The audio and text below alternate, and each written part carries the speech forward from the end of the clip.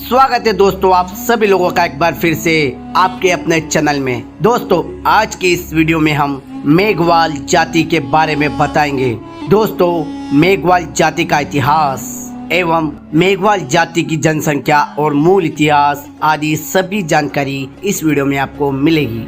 नमस्कार दोस्तों, मैं बोस अजय स्वागत करता हूं आप सभी लोगों का बोस अजय चैनल में। तो चलिए चलते हैं वीडियो की तरफ।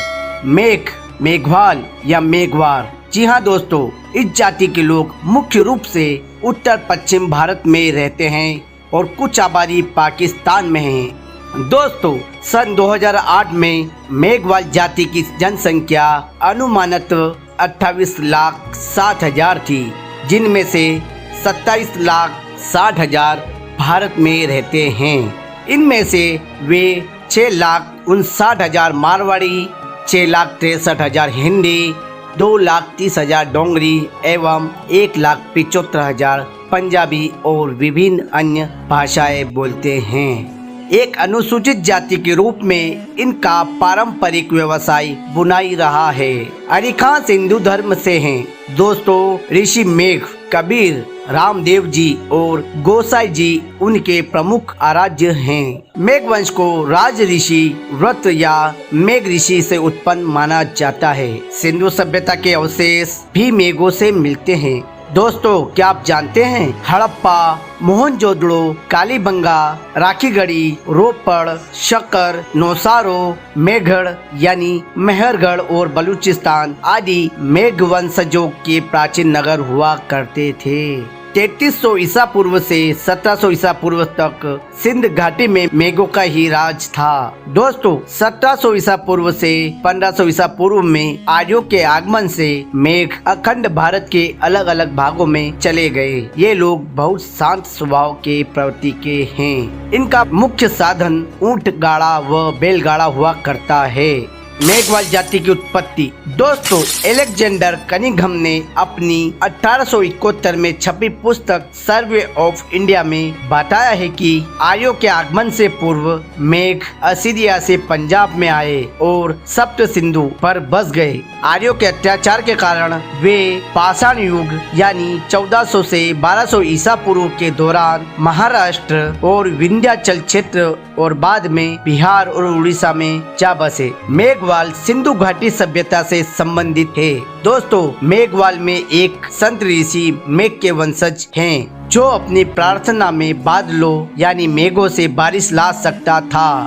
मेघवार शब्द संस्कृत शब्द से मेघ से निकला है, जिसका अर्थ है बादल और बारिश, और वार का अर्थ है युद्ध, एक समूह। अतः मेघवाल और मेघवार एक लोग हैं जो मेघ वंश के हैं। यहाँ भी कहा जाता है कि मेघ जम्मू कश्मीर के पर्वतीय क्षेत्रों में रहते थे, जहाँ बादलों की गतिविधि बहुत होती थी। वहाँ रहने वालों को स्वाभाविक ही मेघ बादल का नाम दिया गया होगा।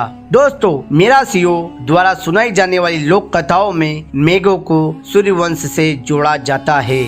मेघवाल जाति का पौराणिक संकेत। दोस्तों भारतीय पौराणिक कथाओं में राज ऋषि व्रत धार्मिक प्रमुख था और वह सप्त सिंधु क्षेत्र का राजा भी था। समस्त भारत पर शासन करने वाले नागवंशियों का वह पूर्वज था। नागवंशी अपने व्यवहार, शैली, योग्यता और उनकी गुणवत्ता में ईश्वरीय गुणों के लिए जाने जाते थे। वास्तुकला के वे विशेषज्ञ थे। मेघवाल नाग या अजगर की पूजा करते थे।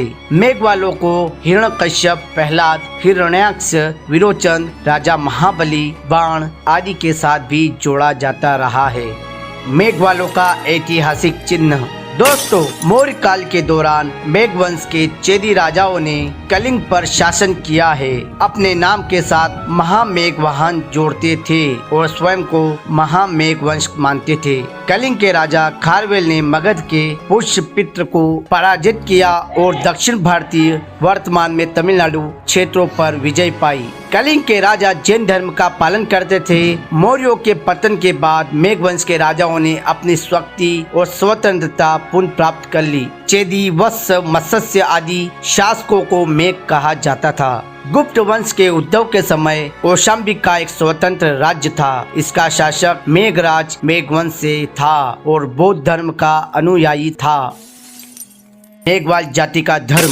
दोस्तों, मेघवालों के प्रारंभिक इतिहास या उनके धर्म के बारे में बहुत कम जानकारी उपलब्ध है, लेकिन हमें यह संकेत मिलते हैं कि मेघ शिव और नाग के उपासक थे।